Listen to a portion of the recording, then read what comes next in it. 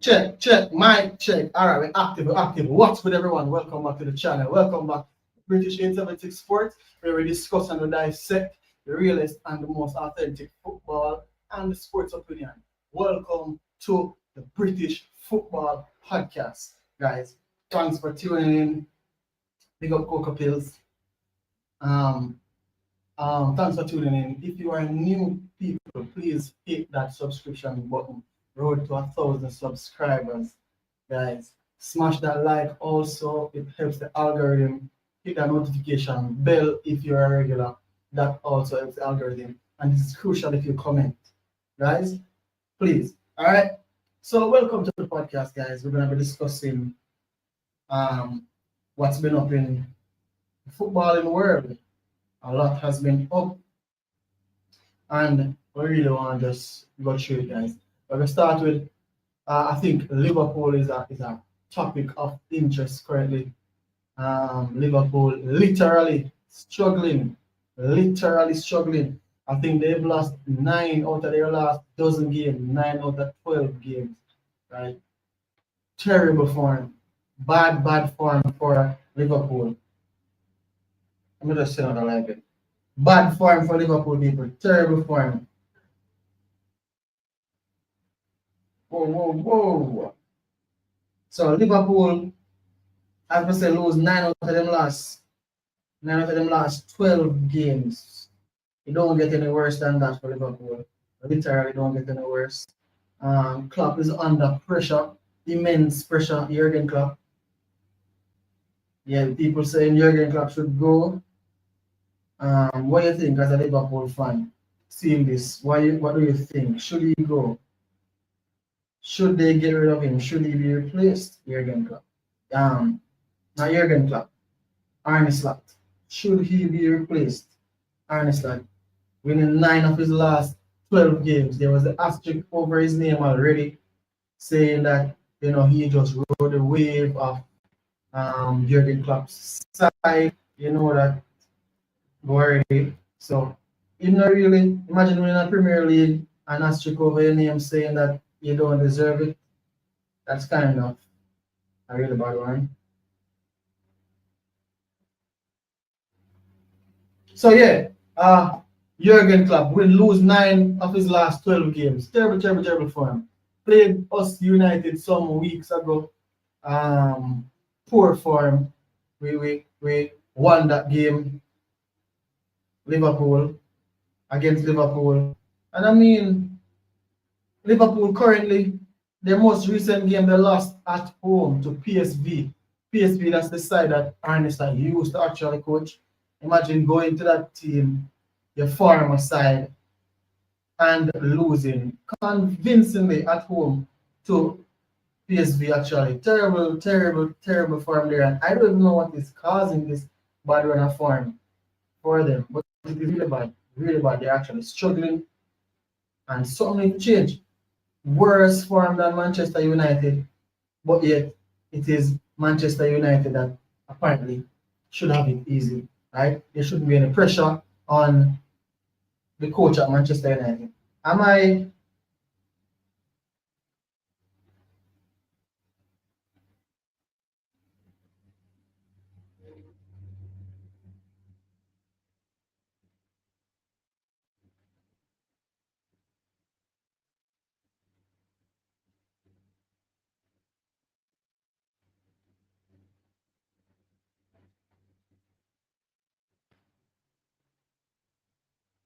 checking with Coca Pills to see if the audio and everything are go good?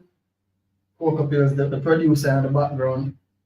So now I check to see if the audio and go good, everything freezing up. There's a slight freeze. I have no idea why it happened. My last video, I wasn't even going live, kept freezing up. I don't know if it's the phone or is the software I may use the video. I don't know. But not sure what's happening.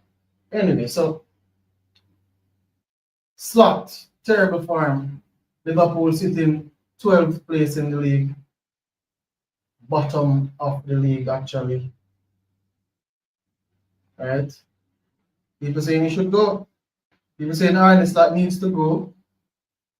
And I mean, it is justified claims, justified utterances. Liverpool will poor. How do you lose 3-0 at home or 3-1 at home to PSV? How would you manage to lose that game?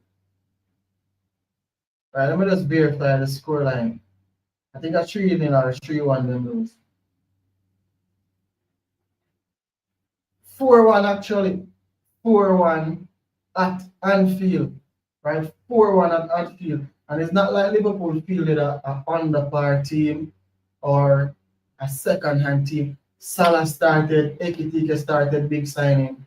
Gakpo started, McAllister and Gravenberch, their favored midfield two started, along with Curtis Jones. Soboslai started, the backline started, Konate started, Van Dijk started. Only exception is the goalkeeper. Not sure why he started because Alisson actually is back since their last game. Bad performance from Liverpool. All the PSV players got an average 7 out of 10. Right? The entire team 7.4 out of 10 versus Liverpool 6.4 out of 10. So terrible, terrible performance. I'm really not sure why Liverpool have performed so badly. All we can say is they won the Premier League. Last season they won the Premier League. And summer come now and they just change so many players. Me always gonna say RIP to Jota. He went, you changed Diaz, you got rid of Diaz not needed to leave. You got rid of Diaz just to spend money. So that option on the left wing position, now you have Gakpo and Ekitike playing there. Diaz is just the same, right? You got rid of Diaz, you got rid of Jota went, you got rid of Nunes, right? And gave the number 9 to their big new sign who they fought for Liverpool, fought to get Isaac in, and they're not playing well. Isaac is not playing well. He's actually struggling to climatize, and you cannot say him not climatize to the league because he's been in the league, been Newcastle's talisman, been scoring goal. So he's actually not supposed to be struggling. But I think something is off at Newcastle. Something is off.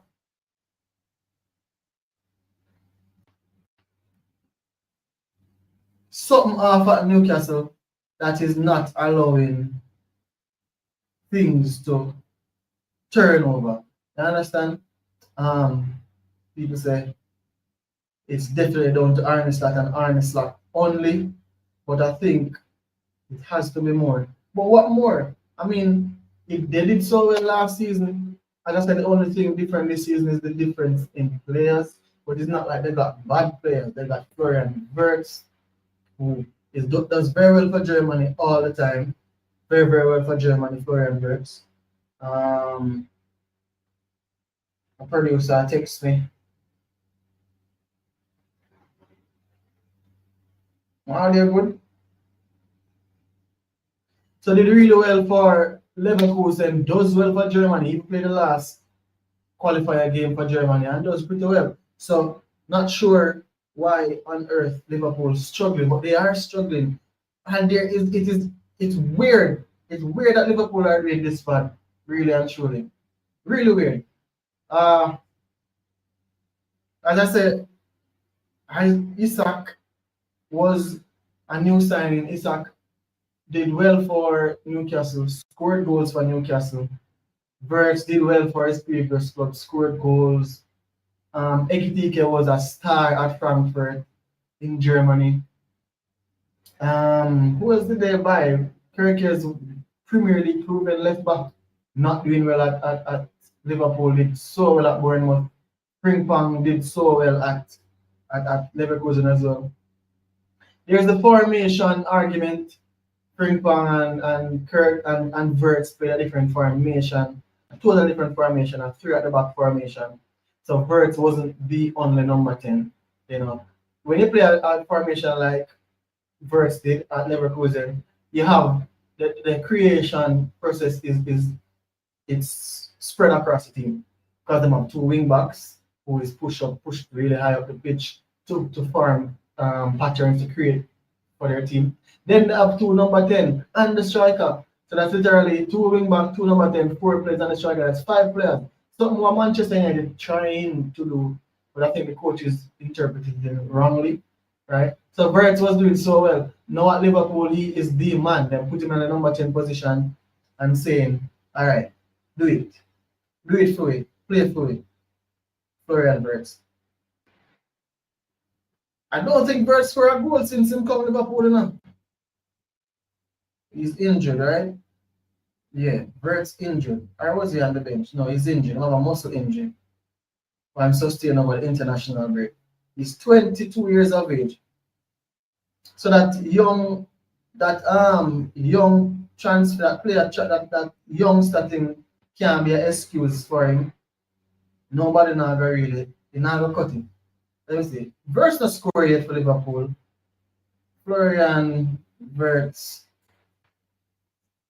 starts for Liverpool. I don't think he has scored. 0 goals. Why did you say 1 goal? Him score? Where did he score that goal then? This actually say him score 1 goal, Florian Verts. I'm not see him score. I'm not seeing where he scored, but somebody tell me if Florian Verts actually opening him tally for Liverpool. But he has been bad. He has been really bad thus far in the Premier League. Bad in regards to output, and since his team has been bad, it's been actually hard for him, to actually climatize and actually do something. The entire team has struggled, right? They opened the season very well, winning their first 5, 6, 7 games. At least the first half of the game, Liverpool won. Though they outscored their opponents, I think some 3-2, some 4-2, some 4-3 goals, some 3, scoring multiple goals, so at least 2-3 goals a game. That was their record. They still struggle to maintain clean sheets. Now it's coming back to bite them. They're conceding the same amount of goals, but they're not able to score. They're not able to score. When before they got Isak, they had Ekitike, and they were playing Ekitike. He was scoring the goals. He came in, he blended in very well with the team. Ekitike, he was just scoring everything in touch, turn, goal. But since Isak came, since they're trying to blend in everybody, this is what happened. It never works. I've seen it with Real Madrid back in the days. I remember in high school days, Real Madrid always buy stars, a whole bunch of them. I remember Real Madrid team have Beckham. I remember Real Madrid team have Ronaldo, the fat one, all sorts of players. And then even after that, I remember them having Robinho. Then I remember them having Kaká, them having Ronaldo, that's too Ballon d'Or winner, Cristiano Ronaldo, that is. They had so many players. And anytime they do this big Galactica signing, it just don't have for work. It don't have for work, and it always never work. Having won the Premier League last year, Liverpool, you don't go and just replace majority of your team. It wasn't needed to be done. When you dominate so much, because they dominated last season, in the Champions League at one point, they were first in the Champions League for a majority of the season. Until they reach the knockout stages, and once you get knocked out, you just get knocked out. But they were dominant. But to have that dominant season and still and then make so much changes, I think that was the bad choice for Liverpool. I don't know whose idea it was, if it was Slot. And why would he want to change so much players? Was he insecure of the fact that people saying him a coach, a Jurgen Klopp team have, and those are the benefits, and now he wanted to stamp his own authority? Was it that? He had Diaz, he had Nunes, he had Jota, which were more runners. No, he said nope. He want to play Gakpo, he want to play, he got Ekitike, he want Verts, he want technical player, right? He got rid of Trent and got rid of Robertson, and apparently think Kirkes is better. So are those actually the reasons why Liverpool has struggled? I'm a strong believer that yes, that could be the reason. That could be the reason. I mean, you don't change so much players. Having dominated the season before, you do not change so many players. But that's what Arne Slot did. That's what Liverpool did. And it's coming back to bite him right now. Pause. Coming back to bite him right now. You do not change so many players when you have dominated last season. Right? You don't do that. Alright, so yeah, Liverpool, poor form. Slot came out today and said he's not worried, not even the slightest. He's not worried. When you come out and say that, I mean, you're just a bluff. You know you're worried. You lose 4-1 your last game. The game before that, at Anfield, it's a 4-1 game you lose is at Anfield. Then the game before that, a Premier League game at Anfield, you lose 3-0 to Nottingham Forest. Forest and PSV aren't teams Liverpool should be losing against. And the game prior to those two, at the Etihad Stadium, they lost 3-0 again to Man City. That is supposed to be their title challengers. City, Arsenal, and Liverpool supposed to be challenging for the title. Pre-season. No, Liverpool is way out of the argument. They're even below Manchester United, who is in a turmoil, right? Prior to that, they beat Liverpool, and prior to that, they beat Aston Villa. So that was supposed to be a little comeback. But in the EPL Cup before that, Palace beat them 3-2. Before that, Burnley beat them 3-2. No, Palace beat them 3-0. Before that, Burnley beat them 3-2. Right? And then you have Man U beat them 2-1, and Chelsea beat them 2-1, and Galatasaray beat them 1-0, and Palace again beat them 2-1. It's been terrible. Right? You can't justify Liverpool farm. It's been terrible, atrocious. And people say get rid of him. Do I agree say if we get rid of him? I mean, if a team has struggled that badly, why not get rid of him? Why not get rid of him? Like I said, are they better? Who we forget right now? That's never the question of the fans. If your current coach has struggled, Amorim has struggled at United, get rid of him. I don't care who they get in. I have my reasons. I know who I want to get in the Manchester United. There's no specific name. It is anybody with common sense. Man, you've been lacking just a regular coach, but don't have that big of an ego and think that all these players now well. We need a coach to come in and say, oh shit, we have Rashford. Okay, we have Garnacho. Shit, we have Mbeumo Cunha. We're going to play these guys. We're going to make sure they feel good. We're going to play them and we're going to get the best out of them. That's what you need. Not a coach who feel like they want to reinvent football. And all these modern day coaches, that's what they're doing. They think they can come in and reinvent football, right? As if it's something else. It's the same way football play all the time, every day. No matter where you go, no matter who you're playing with, no matter what the deal is, are the same way football play. Literally the same way. Yep. So Liverpool has struggled, and I think it is all the fault of the coach. The coach, and if the board is in line with just trading out all these players, then we have to blame the coach as well. We have to blame the coach. Yeah. So that's a Liverpool case. Chelsea now. Chelsea. Up the Blues. Is London red or is it blue? Weekend coming is the North London Derby. Right? Ain't it? I'm gonna verify. Out to the North. No, it's not the North London Derby. Just Chelsea Arsenal. Chelsea not London, maybe not. Chelsea not London. But Arsenal go to the bridge, the zinc fence, the blue fence. Arsenal go to Stamford Bridge. Big game. Chelsea just convincingly dispatch what is touted as the Champions League, one of the Champions League favorites. They dispatched them. No, they had a man advantage. Arsenal Barca got a red card. Barcelona got a red card. Yeah, let me see. Chelsea are second on the table. So Barca got a red card. How long in the game them get the red card? Them get the red card. It was a second yellow. So first half, 44 minutes in. The first half almost done. Arajo got a red card. That's their defender. Got a red card. But even before that,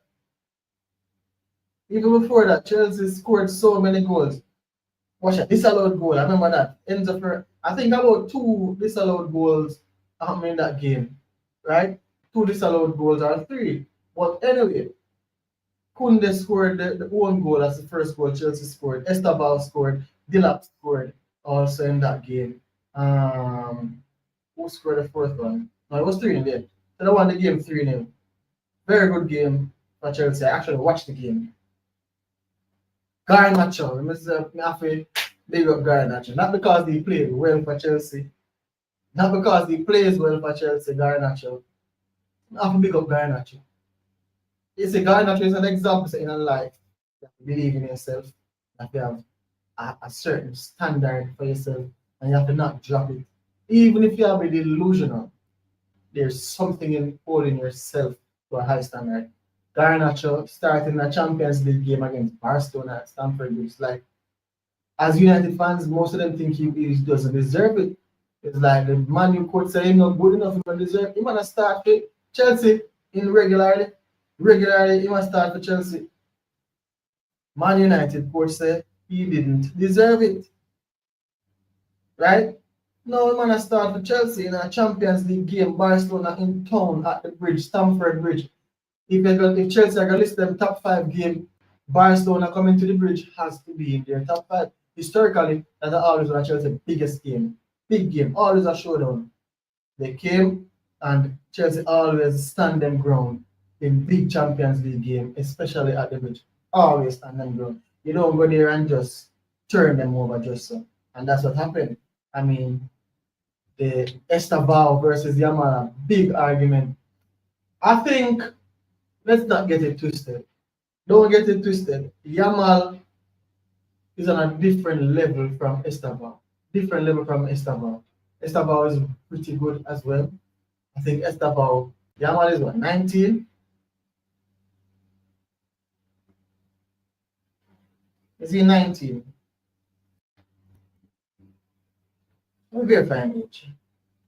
Hey, wait till find the partner, man. I think Estavao like 17. Where is it? Squad.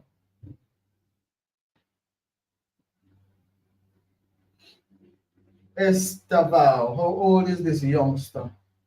He's 18. He turned 18 this year, so he's 18. And how old is Lamine Yamal? Let's Google this shit. Yamal age. So Yamal is 18 as well, born July. So Estavao actually look a bit. Yamal been around so long, you forget say him that young. The man actually is younger than Estavao. Am I correct when I say that? Estavao turned 18 the 4th in April, and Yamal turned 18 July. So Yamal is younger than Estavao. It seems that Yamal been around about at least 4 seasons now, like a whole contract length. But the man just start out at 16, maybe 15, I think 16.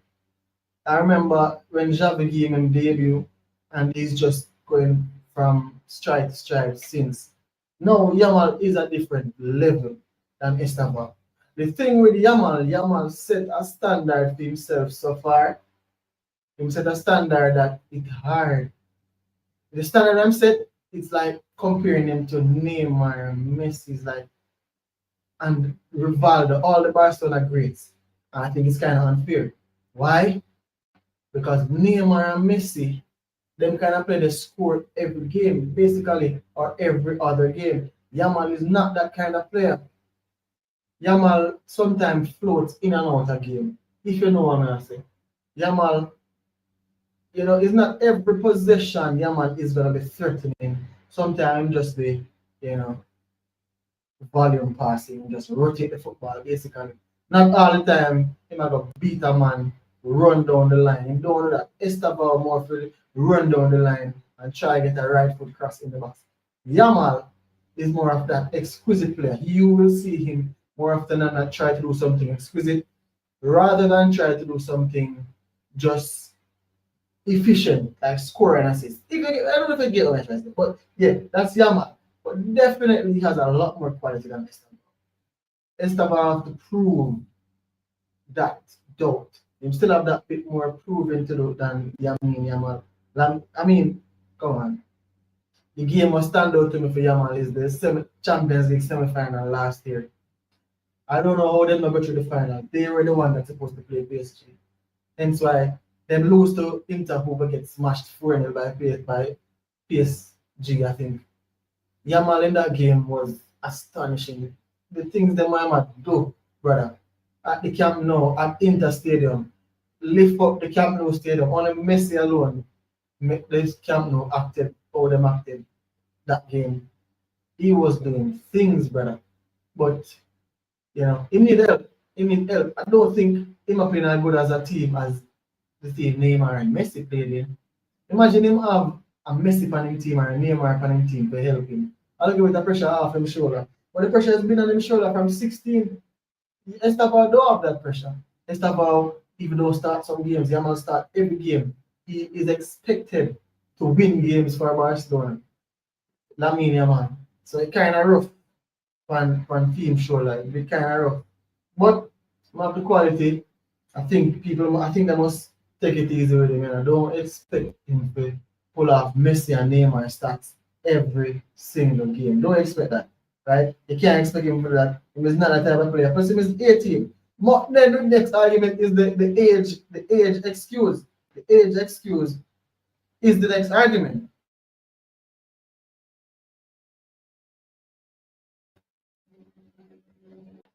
The age excuse is the next argument. So, Yamal at 18 years of age. At 18, what age Neymar played for Barca? Let me just verify. What age did Neymar join Barcelona? How the fuck?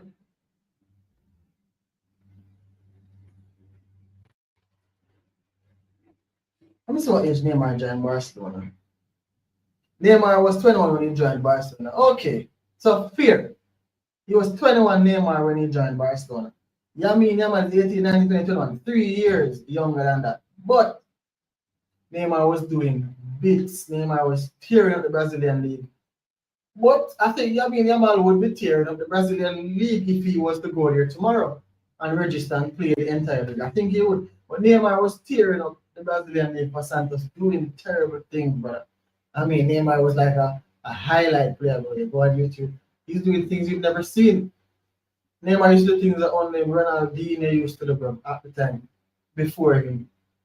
Right? So, now to compare Yamal to him, put the same pressure onto Yamal, it kind of is a big deal, it's like a lot to put on his shoulder.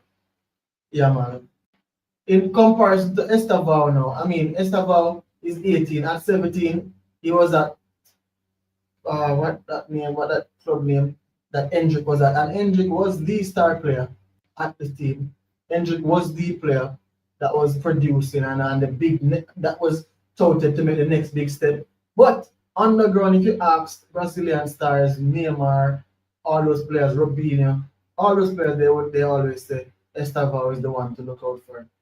But don't compare him. Give Estevao some time. Him can get there, but we realize you have Chelsea fans who think that him must is that him is the if they're doing it's like Arsenal fans did with Saka, it's like Man U fans did with Rashford, did with Garnacho. Give them youth some time, bro. They not do nothing yet. They not achieve nothing yet. Yamal put himself on that pedestal. Them players that don't do them never put themselves there. Our fans put them there. Right? Give Estevao some time. Make him prove him worth. He might try. You see him win games for Chelsea. Score. Some games Maresca take him out of the starting lineup. Some games they put him back in. So you're supposed to treat a player like that. Now if he was unstoppable and undeniable and a must start, he would start. But for some reason he not start. Or Yamal starts. Come on, let's not get it twisted. Yamal is magical. No, him don't produce magic all game long. And him don't have lightning speed like Kylian Mbappe. Remember, Yamal is being held to a high standard. Mbappe at 18 was electrifying. What age Mbappe joined PSG? What age did Mbappe join PSG? Mbappe joined PSG at 18. That's crazy. Mbappe at Monaco was electrifying. Remember against Man City in the Champions League. I watched that game in a sports bar while I was in college. I remember that like yesterday. He was electrifying Mbappe. You know, out of this world. Could have scored, you know. Ronaldo, Cristiano Ronaldo at 18. What age did CR7 join United? Because he was crazy at 18 as well. He joined Man United at 18 and he was crazy. He literally by the age of 20 was a must start for United. And he was scoring goals like wow. You know, at 18 he was so impressive.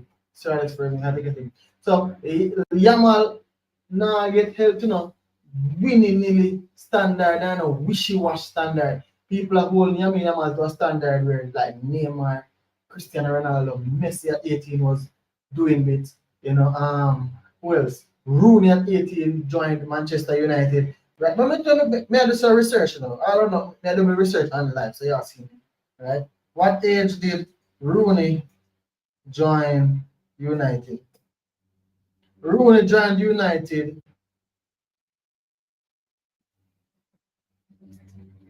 age. When Rooney 18. And Rooney was a madman when they joined United. When Rooney get the ball, nothing can go in that man, the man doesn't go score. Right? So Rooney, Ronaldo, Neymar, Messi, all these players when we are compared, Brazilian Ronaldo, Michael Owen win Ballon d'Or at 18, I think. People don't even know this, you know. What age did Michael Owen win the Ballon d'Or? Oh, I mean at 22. Hands up. Stand corrected. One is at 22, Michael Owen. Right? But you have a plethora of players who we are comparing Yamal to. But so let's get it clear. Chelsea fans, relax. Calm. Right? Calm down. He's not as good as Yamal, but he has the potential. He has the potential and he needs a good time to prove, say, you know, him can do this. He just need a good time. We think with time, Estaval prove it. We think with time. Brazil already calling him, I'm talking about Angelotti, who has seen talents. You know, Angelotti seen talents. Angelotti called him already.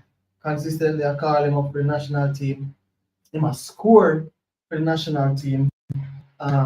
So yeah, he must score for the national team. Sorry guys. He must score for the national team. Yeah.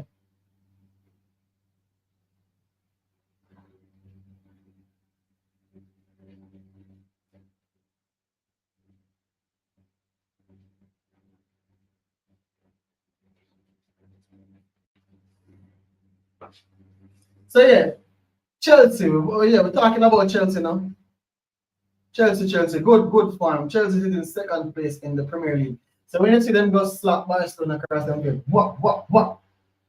By a shot. Them sit in second place in the Premier League. It's an inconsistent Premier League, but they are sitting second in the Premier League. Isn't that something to count? Of course it is. Sitting second in the Premier League, Chelsea.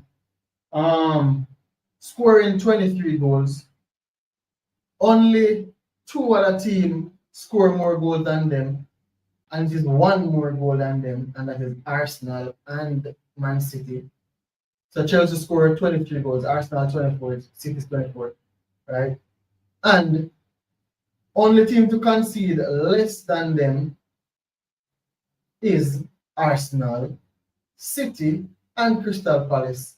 Palace in a fifth place actually on 20 points, 3 points behind Chelsea. But Palace only scored 16 goals. So Chelsea goal difference at 12, only person with more goal difference than Chelsea is Arsenal on 18 points.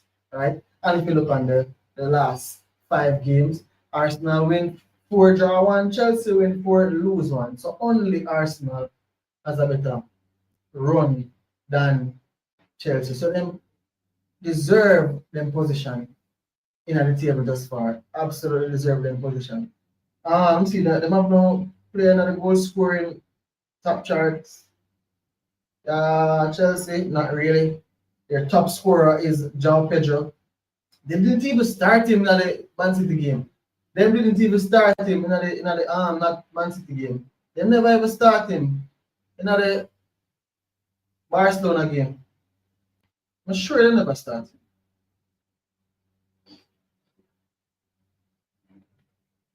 Not Chelsea woman, Chelsea man, Chelsea male team. Actually, guys, me start watch woman football now.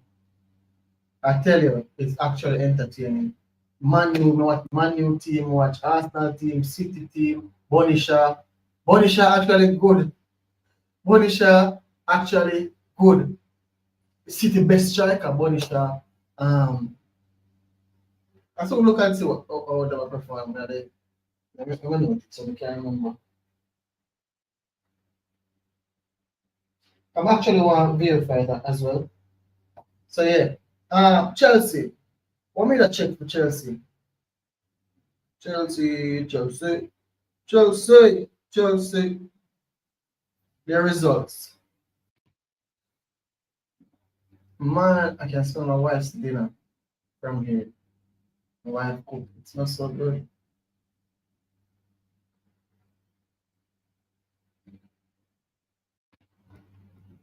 Chelsea, yeah, may I check if João Pedro starting. So imagine you have the leading goal scorer and him start, make him start the game. You didn't start as striker. Esteban was the Chelsea's best player that game. I started Neto up front. So up front, you opted for we're just gonna play the play. We're not gonna play the striker. We're gonna stand back, absorb pressure, and on the counter, we want pace, we want Garnacho, we want Neto, we want Esteban. It played well for them, So Chelsea doing pretty well, Chelsea. But just take it easy. Esteban don't need any Yamal comparison, and don't need a Yamal comparison. Don't need it. Get a break. Man don't need a Yamal comparison. Man do well. I don't need that pressure upon him. I want when Brazil got the World Cup, make him and don't have that pressure. Just relax and just bang goals, assist, play well. Because right now we can't depend on Neymar. As a standby youth, we can't depend on Neymar.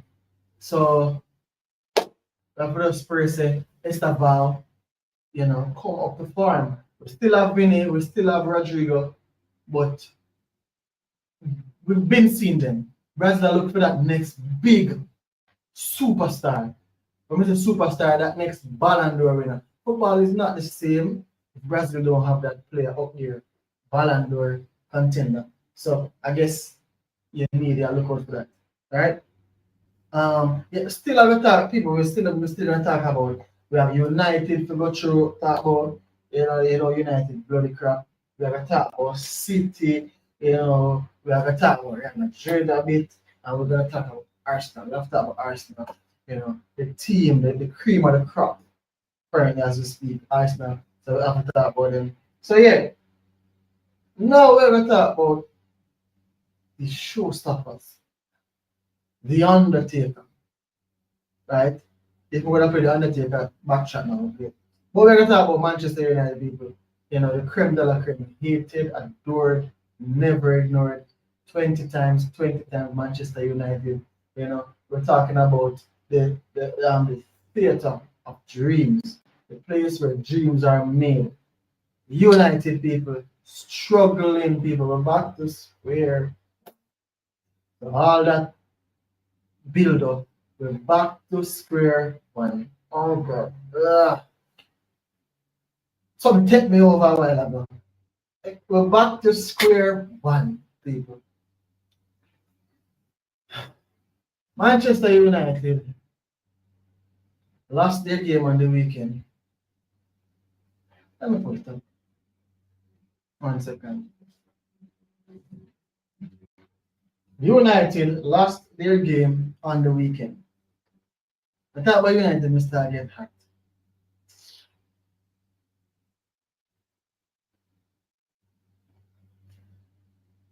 Waste United. No good United. Waste man Amrim. Jim Radcliffe, why next Omar Berrada, Jason will a bunch of idiots then allowing Ruben Amorim to run the show, to bear foolishness, severe foolishness, undermine them, criticize them, throw them under the bus. That's what he does. And then we expect, say, we're supposed to be seated comfortably. There was an unprecedented game that was played, that was held at Old Trafford last weekend, where Manchester United, with 11 men, failed to even create anything of substance against an Everton team which got a red card 13 minutes into the game. United failed to pose any sort of consistent threat. None whatsoever. So we played that game 70th minute with a man advantage and we lost the game 1-0. You never see anything like that. You've never seen the team with 10 men not being under pressure for a portion of the game. Any team under pressure with 10 men, them at some point in the game, them have a consistent period where they're under pressure, wave of pressure. We played them under 1-0 and we don't know nothing all game running. No, a one game a season we are playing now. We're not playing a midweek fixtures. We're not tired. You know, there's no issue with freshness. There's no issue with red card. We don't currently have no injury issues what we can't overlook. Right? And we lose the game 1-0 to an Everton team who was below us in the Premier League table. And people don't think Amorim is doing a bad job. Amorim is doing nothing good since he came to United. Since we get that coach there, like all the coaches, you can identify them good times and you can identify the reasons as to why they got bad. The last coach, I don't like him. What the Dutch baseman name again? Ernest, that friend, Eric Ten. He initially was not bad. You know, there came a point where Man United was just having injuries after injuries, and that's where the downfall started. He couldn't flex. He never had no flexibility. He couldn't get in other players from the bench and make it play the same. Varane, pivotal defender, was getting injuries after injuries. Who else? Rashford stopped performing from the first season. Casemiro dipped in form. You know, a few things happened. You know, we never get no signing what him did want, because the players that what him did want, never good enough. So a few things happened. This coach have players at his disposal. But the thing with this coach is facts that him not try to change anything. He not try to change anything. He doesn't do anything different. He just stick to what he think. He stick to information. He stick to his ideology. What his ideology is, I have no idea. I have no idea what his ideology is. His ideology is we're going to play 3 at the back, 2 in midfield, and 2 wing back. That is supposed to be our most creative player. Tell me when that make ever sense that your wing backs are left and right back. Your wing backs or your full backs are ever you're supposed to be your most creative player. Even Jurgen Klopp's system, Robertson and Trent wasn't their most creative player. Them just so happened to get a lot of assists because the system was just good. Right? The system was just good, but Salah was the most creative player. Who else in that Jurgen Klopp team? Come to mind. You know, they still had, at one point, they had a very strong midfield. So they had a system. You see, we can point out Klopp's system. A very strong midfield of Henderson, Wijnaldum, Fabinho at one point. You know. And then you have an electrifying front line of Mane, Salah, Firmino with that creation, you know. And then you have the wing backs who was bombing forward because they have that steady midfield. Just like Newcastle with that steady midfield three, Joelinton, Bruno Guimaraes, and Tonali. But allow them wing backs and everybody else to just play and fluctuate and do whatever. You can, you know, Pep system now they're a bit different than previous years. Previous years it was just ball possession, heavy ball possession, high percentage possession. Now it's a bit different, a bit more direct to the wingers, to Doku, to whoever has been on the left wing.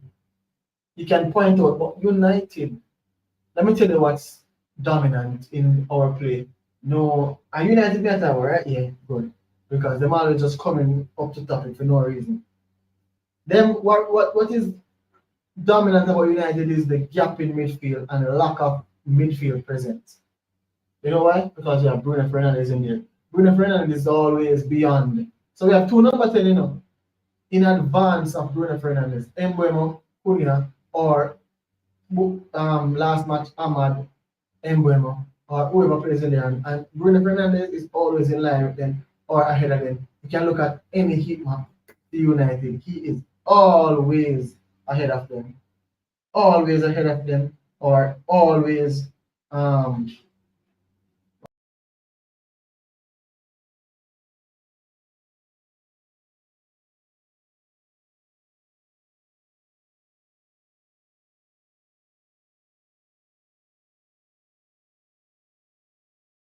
yes, so me active or not.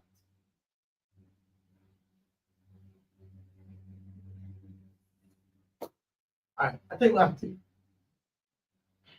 Disastrous.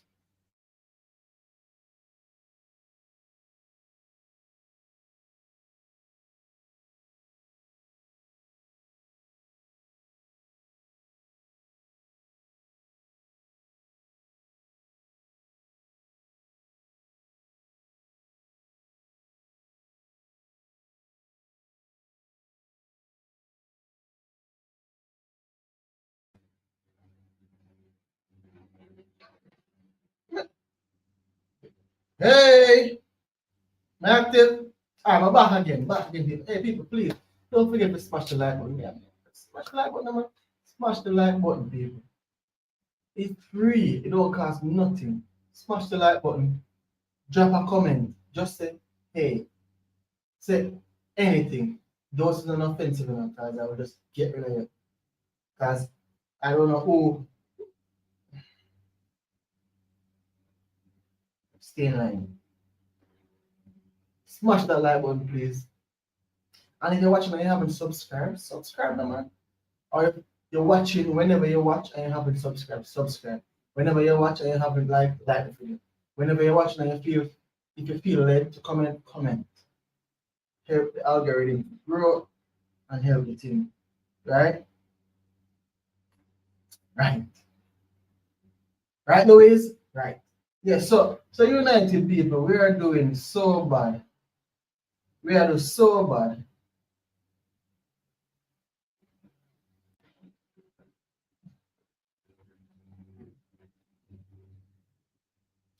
We are doing so bad, people. So bad. So we went on a 3-game run of win, and the fans are creating this big deal, big deal, big deal. Then we got drawn to Forest 2-2 luckily. We got drawn to Tottenham 2-2 luckily. I don't know how we lose the last game. The problem starts from a win against Chelsea. We get smashed by City 3-0, then we go win against Chelsea 2-1. We're lucky to win against Chelsea. Lucky, right? Then we go lose against, so yes, it's already lucky. The next game we lose against Brentford. Then after that we go beat Sunderland. Then we go beat, okay, so it starts at Sunderland, we go beat Sunderland 2-0 at home. Then we go Liverpool game and we give them 2-1. Luckily, that's one of the most lucky games. Liverpool smashed the upright and the crossbar in total about 3-4 times. Lucky. Then we go Bright. Then we play Brighton at Old Trafford. We win 4-2. Go up 2-0. I think Brighton ended up coming back. The game was 3-2 United. Right? Then we play Forest. We're lucky again to draw that game. In the Spurs game, we're definitely lucky. We get a last minute equalizer. Pick up the lead. You know that game. And then we play Everton. What kind of consistency? There's no consistency. None. Zero consistency we don't have. None whatsoever in regards to consistency, people. Whose fault is that? It has to be the coach's fault. It has to be the coach's fault. No consistency, no rhythm, players that struggle. Nobody now do good. Kobe Mainu, technical player, quality player, not perform. Joshua Zerke, technical quality player, plays for his country, not perform at all. Bruno Fernandes scores a hat trick for his country, comes back to Manu, rubbish. Bruno Fernandes scores goal and assists for United for fun last season before all along, not perform. You know, Dorgu and left back looks so bad because Euro wanted by Real Madrid. This coach just decided to some games him not gonna play. Worse if it's a big game him not gonna play. Right? Everything I go bad. Everything is going bad. Nothing now going well with this coach. And we need to stop pretending and act like say it's going good. It's not going good. Nothing now going good. It has never been going good from him come. All he does is gaslight the gullible and hideous United fans, the rubbish United fans, gullible fans. That's what they are, right? I say, what do I say? I say sack him. I say get Eddie Howe. He would be my choice. I don't care what anybody say. People say Glasner from Newcastle. People say Iraola. All these coaches just give me the same thing what Amram gives me. That point of uncertainty that it has the potential to do great if you fine tune and pick certain things what him want to pick. You get the players that him want to get to pick this formation to be this flexible, blah blah blah. All that nonsense. I gotta be pragmatic. You know what Eddie Howe gives me? Logics gives me that we're gonna get the best out of our best players. We're gonna have a solid midfield that works hard, that does the right thing. It doesn't give me that we're gonna implement a system. We're gonna need these sort of player and these profiles. It doesn't give me that we're gonna come into a press conference and speak that didn't happen, what didn't happen. He's not giving them something. So as for United, we can't get rid of that picture. We can't get rid of him. There's not much to talk about United. We must take a spirit. We can't get rid of him. Our next game is Crystal Palace on Sunday, away.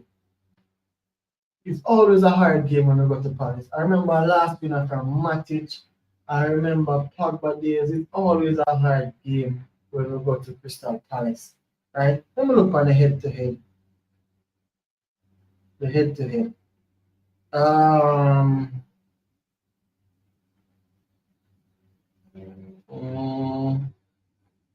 Head-to-head. So the last game Palace beat with 2-0. Prior to that 0-0. Prior to that Palace beat with 4-0. Prior to that Palace beat with 1-0. See what I'm talking about? See what I'm talking about? Right? Palace, it's not going to be hard. It's not going to be an easy game against Crystal Palace. It's not going to be a hard game. It's not going to be a hard game. So anyways, people, that's it for United. Enough of United. Should have done them first and gotten over them. But anyway, please smash the like button. See right there, sir. Yes, sir. I'm button right here, sir. Or over here, sir. Yes, sir. Press the button now. If it's thumbs up, say it, look. See that button there? Press it. Just press it, man. Thumbs up button there. Press it. Right? And then you have a subscription button. You just say subscribe. Just subscribe to the thing, man. Then you have a comment button. Drop a comment. Right? Drop a comment. Right? This is the British Football Podcast. Let me know topical stuff that you would like me to talk about, I would be grateful to see it in the comment section. I would actually be elated if I look in the comment section and see your comments, right? All right. So now we're going to talk about the Gunners people. The Gunners people. I mean, commendable Arsenal doing well so far. Top of the Premier League. Top of the Champions League too. Top of the Premier League Arsenal. And I think top of the Champions League.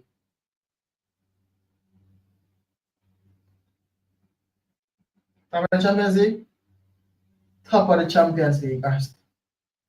5 out of 5 victories in the Premier League. Hey, I was talking to a friend yesterday. When I had done the conversation, he's an Arsenal fan. He's talking about a treble. He's talking about a treble. Has been pessimistic all season long. Much I don't even think I watch right now. But big up myself. Bro, he's talking about a treble. I was taken aback. I was flabbergasted. I was like, huh? Treble? Bro. So that is what Arsenal currently run of form and stability has done to the atmosphere, to their fans. Then fans think the Arsenal can win the treble, sitting top of the Premier League table and sitting top of the Champions League table. Top of the Champions League table for 3 points, but you know the Champions League are coming down to a knockout segment. So that's gonna be crunch time for them. I think they dread that. I think that's harder. But then in the Premier League, the man top by about 5 points. How much points have they on top by? In the Premier League, Chelsea is in second on 23 points. They're on 29. What's that? 6 points. So there are 2 games on top, 2 win on top, 6 points. And there are 5 points on top in the Champions League, right? You verify that correctly. Oh shit, something just come to mind, people. TMI. Lakers are playing tonight. Because Lakers are going good, you know. Lakers are going good, man, alright. Oh no, game not play today.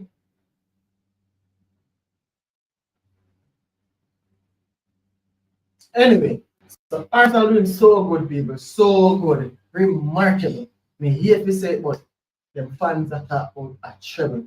Them attacks them. The man say we need to win the Premier League by by March, so we can focus on the Champions League. And that the man say,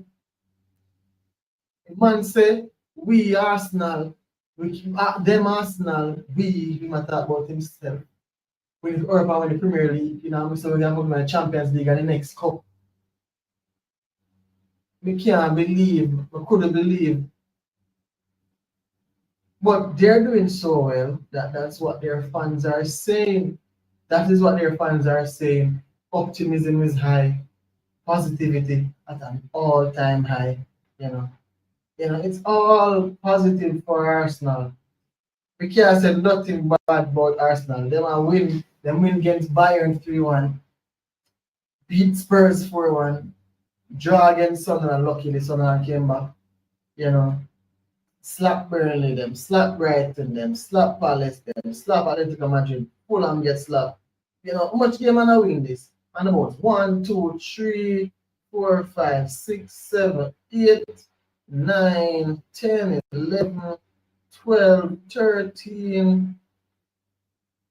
Win and a bounce. Then them got previous that them draw. But then 14 win, 15 win. 13 of them. 15 games, 13 them win. 12 them win. Another 13, I mean that. 12 games win in streak. Right? So like correct. 12 that does the game winning streak. The last game they lost was at Liverpool, and that is so long ago, people. That is so long ago. Arsenal win that game lose that game against Liverpool. Saka comes back from injury and my fall in line doing so well. You know, I must give credit to them. Arteta defensively very strong. Them a 9, then score a penalty. You know, it'll come a time where they need to do more. I was watching, which game did I watch? I even the same game against Bayern, and when them score first Arsenal from a corner, I look at them waste man, and then Mr. Bayern cut them open, precision open, and I'm like, you see them goal there? Why Arsenal can't score them goal there? Get opened up after you create goal. This is what big team does. That's what I was saying in the game. Before the game done, them score two more, them win the game 3-1. So it's like they have a formula now. They don't want me. I could not come back with the formula. I saw Arsenal really, right? They have the formula right now. And whether it is whatever it takes for them to win, they win. And that's a sign of a good team. But, I give the realest advice. Is there anything different at this stage? No, for Arsenal. That wasn't there last season at this stage. They were winning. They were convincing in the Champions League. I think they played Bayern last year in the Champions League. And was it any different? I don't recall it being any different. So, should you get all excited about this from Arsenal? Or should you do what I believe I should do? Wait until crunch time. Crunch time meaning knockout stage of the Champions League. Pressure on you. You have to not lose. Knockout round. You're going into you have a Spain or Italy or somewhere, and you can't lose or else you go home over 2 legs. EPL game, you so unfair pressure. You realize that shit, 10 games left. That just mentally, that pressure start take a toll. All of a sudden you start drop points. Points you never drop all season long. That is what I am waiting for from Arsenal. Not now when there is no pressure. We're not even in January yet. We're not in January yet. We're in November. We're in November. So let's be realist. There's two sides of the story. Doing well, we're not in nowhere yet. We're not in January. We're not in January. Take a chill pill. Relax. Right? You understand the optimism. Treble. Race a Rafa Premier League early so you can focus on what gave you that confidence. But big up the Arsenal fan them. Big up the Arsenal fans. I'm not gonna dampen your optimism, but may I say relax. Right? Let's add little logical thought process. May add little relaxation. You're up on a high right now. You're nice, drink some water. You're in first position in the Premier League. You're top of the Champions League table, unbeaten, 5 from 5, 15 points. But relax, my side. Relax, my friend. Then. Only reach January yet. And a crunch time yet. It's not crunch time yet, people. Not crunch time. Right? But, big up all Arsenal fans. Arsenal currently is the best team across Europe. Without a doubt. And over the last 4 years, if you're talking about points and consistently, they have been the best team over the past 3 years at least. Easily. Without winning anything, obviously. But football is about winning stuff.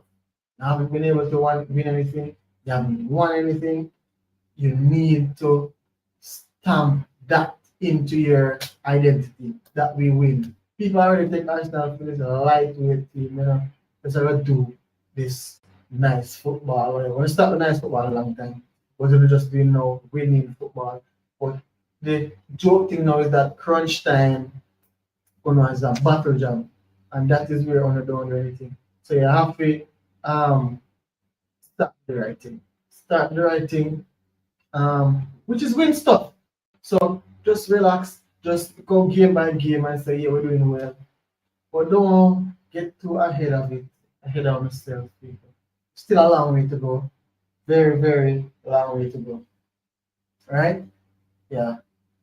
Alright. So Premier League will come up this weekend. Some good games are gonna be played actually. Some very good games. We're wrapping up, people, so hit that like button before you leave. Just press your thumbs. So big games coming up. Burnley, Brentford, City play Leeds against City supposed to come back to winning ways. City lose them last two games. City lost their Champions League game. I mean, I don't know how City lose them Champions League. How City lose them Champions League game to again. Them shocking as well, Man City. I'm just verify it and tell you.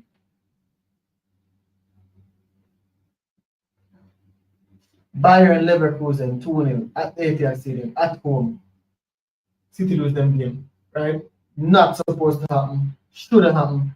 And the Champions League phases, you're not comfortable. You're supposed to win those games, but they lost the game. They lost the game, shockingly. So yeah, them need to get back to winning ways this weekend. Everton on a high entertains Newcastle. Spurs played so well midweek against PSG, but still lost the game 5-3. They did so well, Spurs. But PSG, champions of Europe, just stop them claim and what prevailed. I'm just talking already about United having to go to Palace Stadium to play them. I don't know. I don't have any sort of optimism for that game. No optimism whatsoever.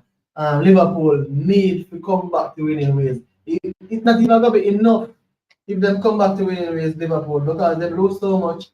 One win now will move the pin. They have to win a series of games, a handful of games for the fans. Them actually take them foot off of Ernest at neck because the fans have them foot on the neck, rightly so, right? And then the big game of the weekend, Chelsea, Arsenal, right? Chelsea, Arsenal, Chelsea can close the gap to 3 points. I see the football differently. I want Chelsea to win. Why?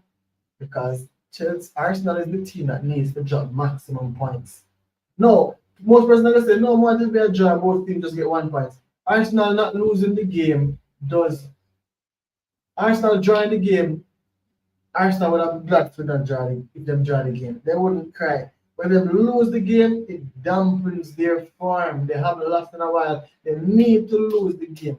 And Chelsea getting 1 point is nothing. Chelsea need to get 3 points because the teams below them are huffing and puffing. They are right there. Even United, if we win and Chelsea lose, we got 21 points. That would have been 2 points behind Chelsea if Chelsea lose. So it is so wide open, the game. Chelsea must win the game. They must win the game, Chelsea, against Arsenal. Big game. Gonna be a big game. It's at Stamford Bridge. I will be there for it. It closes up. No, it's on Sunday. The last game on Sunday. So tune in. You'll get my full reaction for that game. People, has been a good video so far. I think we covered a wide range of things. If you're still here, you know, follow the right thing. Whenever you reach here, do the right thing. Hit that thumbs up button, just press it. You know, hit that bell as well. British876 sports people. Anything I miss? No. Yeah, I mean, in the world of football, ball still a play. Mbappe has smashed it over Real Madrid. Vinny realizing he's not a team side anymore, but him still a score. I see some ball. See him again, Mbappe some, outside of the foot pass, some impossible pass. Vinny still doing his thing. Rodrigo still out of the picking order at Real Madrid, unfortunately. Hendrick still not seen a game. Alonso still in rate Gullier. So Gullier play. He was out of favor before Alonso came, but he's playing now. Imagine all them thing. Oh, let me see. Who will lead that table? Think Real Madrid is still lead by a bit, or Barca past them? Yeah, they're leading by 1 point. Both win 10 games, but Barca lose 2 while Madrid lose 1. 32 points Real Madrid, 31 Barcelona. So yeah, good. It's on there over La Liga. Mason Greenwood smashing it for Marseille. Jamaica wanting. Me hear rumors about other clubs and look for signing Mason Greenwood. Top talent, people. So football still play. International break is over. Back in full swing. People, thank you for tuning in. It has been a pleasure. I will see you in the next video, people. Smash that like button while you leave. While you take your leave, hit that like button, please, and thanks. Right? See you in the next video, people. We are out.